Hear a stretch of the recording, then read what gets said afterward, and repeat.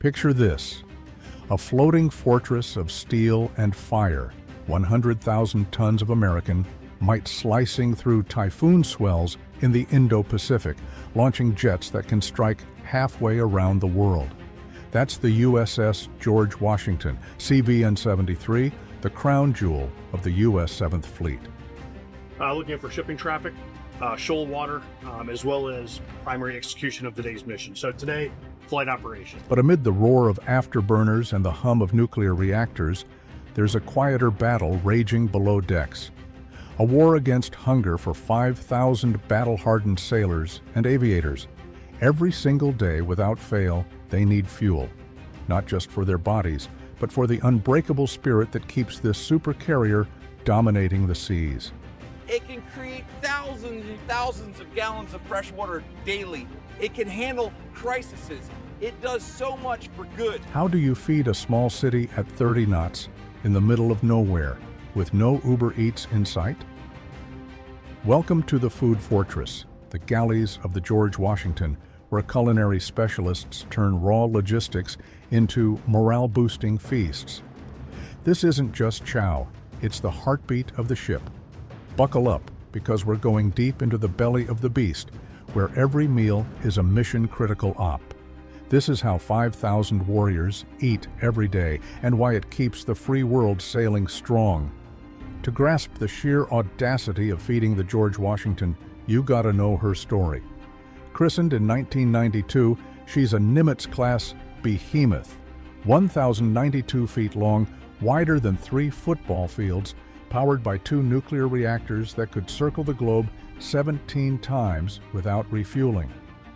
She's hauled everything from Tomcats in Desert Storm to F-35Cs today, logging over 800,000 miles and launching 1 million flight hours.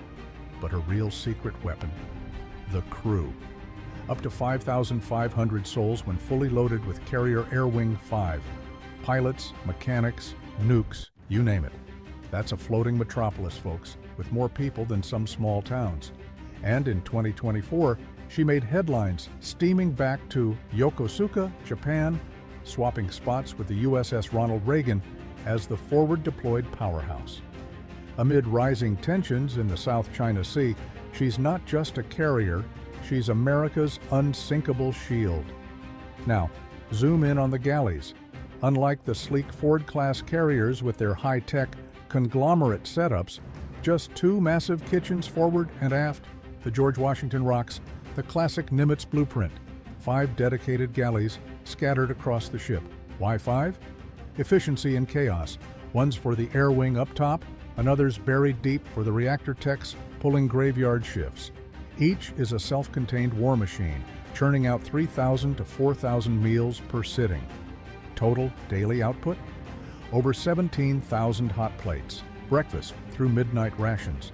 That's enough to feed the population of a mid-sized city, all while the deck shakes from catapults firing jets at 165 miles per hour.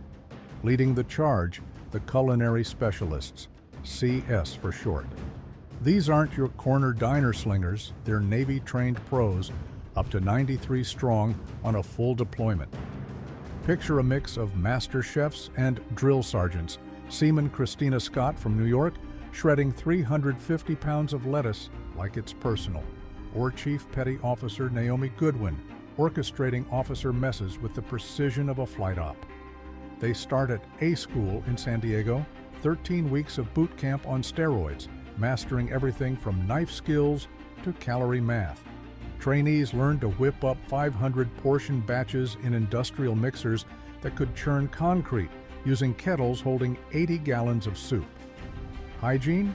Surgical level gloves, hats, constant sanitizing to dodge outbreaks in tight quarters. And the pressure? One wrong batch, and you've got a ship full of gut-wrenching regrets. These CS sailors pull 12-hour shifts 7 days a week, but they do it with swagger, because good grub keeps the crew sharp for the real fight. Step into the fortress. A George Washington galley is industrial poetry. Walk-in freezers the size of semis, stacked floor to ceiling with 1,600 pounds of chicken breasts. enough for a daily drumstick apocalypse. Dry storage, pallets of rice, 30 cases of cereal vanishing by noon, veggies, 350 pounds of crisp lettuce for salads that actually taste fresh, not like boot leather, and dairy, 160 gallons of milk, foaming up for cereal and shakes. Equipment's built for apocalypse. Tilt skillet griddles, searing 200 burgers at once, convection ovens, baking loaves by the hundred, steamers keeping veggies nuked without sogginess. No room for frills. Everything's bolted down, fireproof and vibration-proof, cause cat launches rattle the hull like an earthquake. Daily grind starts at 0300. Breakfast crew fires up for the early birds. Aviators prepping dawn patrols. Omelet stations with 500 eggs scrambled in vats, bacon crisping on griddles that could grill a whale. By 0600, lines snake through mess decks. Self-serve cereal bars stocked with frosted flakes, morale gold, fresh fruit flown in via helo when possible. Lunch hits at 1100, Taco Tuesdays, with ground beef trucked from supply ships or regional nights nodding to Yokosuka's vibe, teriyaki chicken and rice bowls that make homesick sailors grin. Dinner, the big show, 4,000 portions of roast beef, mashed potatoes whipped in 50-gallon drums, green beans steamed en masse. Desserts, brownies the size of hubcaps, ice cream machines churning for movie nights in the hangar bay. But it's not just volume, it's variety. Menus cycle every 14 to 21 days, balancing 3,400 calories per sailor, high protein for pilots pulling 9 Gs, low sodium for heart-healthy nukes.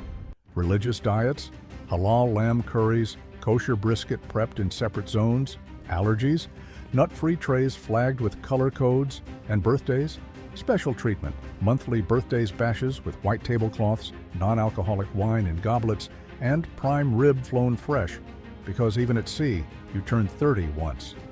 On the George Washington, CS teams have rolled out grab-and-go options too, pre-packed sandwiches for sailors dashing to quals before chow closes. It's all about keeping energy high. A hangry crew launches sloppy traps. None of this magic happens in a vacuum. Enter the supply chain, a high seas ballet of beans, bullets, and bacon. The George Washington doesn't grocery shop at Walmart. She's resupplied every 7 to 10 days by combat logistics force ships like the USS Yukon, steaming parallel at 15 knots.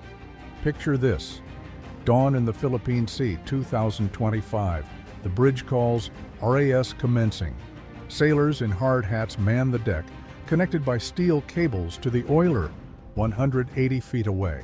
Pallets swing wild, 2,000-pound break bulks of frozen steaks, canned veggies, flour sacks, hauled aboard via cranes that never miss a beat, even in 20-foot swells. It's vertical replenishment. Vertrep, when helos sling in perishables. C2 Greyhounds or MH-60S dropping 10,000 pounds of apples and yogurt from Japan air bases. Logistics? Run from the ship's S2 division, supply officers crunching numbers like Intel analysts. Annual grocery bill? $20 million, enough for 6 million meals. Foods sourced global, U.S. farms for staples, Asian ports for rice during Yokosuka layovers. In 2024's transit from Norfolk, she topped off in Hawaii, pineapples and Spam, the Hawaiian kind, boosting the larder. Storage is fortress tight. 7 decks of refrigerated holds, climate controlled to 0 degrees Fahrenheit for meats, 34 degrees Fahrenheit for dairy. Dry goods, modular racks holding 45 days worth. Rice in vacuum-sealed bags, pasta in 50-pound drums. Water? No sweat. 4 evaporators distill 400,000 gallons daily from seawater, enough for showers, coffee, and soup. Waste, pulped and dumped, food scraps through grinders, paper mulched to dissolve harmlessly. It's a closed-loop empire. In, out, sustain. Challenges hit hard at sea. Typhoons delay RAS, forcing canned rations. Sailors joke about MRE Mondays, tasting like regret. Space crunch? Every cubic foot counts. CS teams inventory via barcode scanners, rotating stock FIFO, to dodge spoilage. In 2025's Keen Sword exercises with Japan, they fed extra JMSDF observers sushi fusion nights, blending cultures and calories. And pandemics? COVID protocols meant masked lines, contactless trays, CS adapted like pros, zero outbreaks. Why does this fortress matter? Because food's the great equalizer. On the George Washington, where shifts run 18 hours and bunks are hot-racked, a hot meal's your anchor. It spikes morale, pilots debriefing over burgers, nukes unwinding with pie. Studies show well-fed crews err less, fewer mishaps on the flight deck, sharper, CIC watches. In combat sims off Taiwan 2025, full bellies meant peak performance. F-35s trapping flawlessly at midnight, compared to WW flat tops, tin cans, and Spam for 2,000 aboard Enterprise. Today's gourmet ops, steak Saturdays, Friday fish fries with flown-in cod.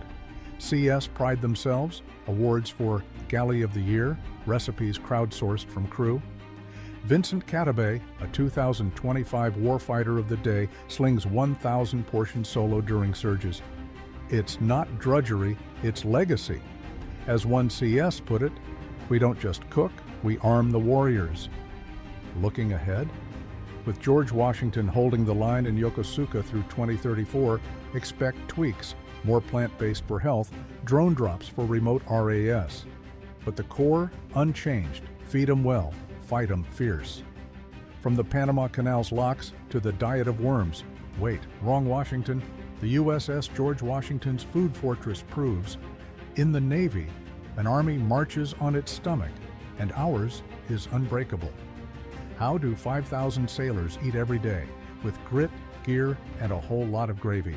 This is Armed Forces, saluting the unsung heroes keeping America afloat. Fair winds and following seas, anchors away,